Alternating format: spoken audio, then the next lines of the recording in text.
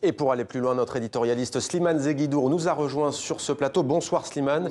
S'agit-il selon vous d'un incident isolé entre la Russie et l'Ukraine ou bien le signe d'un pourrissement de la situation? C'est le signe d'un pourrissement et d'un statu quo qui n'en était pas un. Cela dit, ce geste, cet incident était inéluctable à cause de ce pourrissement.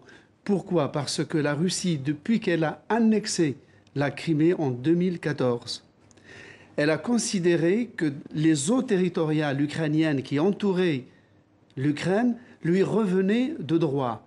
Du coup, la marine ukrainienne, aux yeux des Russes, n'avait plus droit d'entrer dans ces eaux territoriales de la Crimée.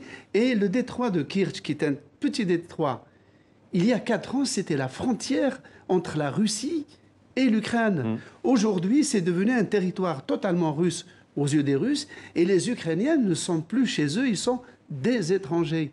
En fait, c'est là, si vous voulez, le problème. C'est que l'annexion de la Crimée a entraîné l'annexion aux yeux des Russes des eaux territoriales qui entourent l'île de la presqu'île de la Crimée. Et c'est pour ça que l'incident était inéluctable. Jusqu'ici, la marine ukrainienne passait sous les fourches caudines du pont construit par les Russes et inauguré cette année. Mais cette fois-ci, l'incident a éclaté. Est-ce que c'est un incident qui a été un dérapage?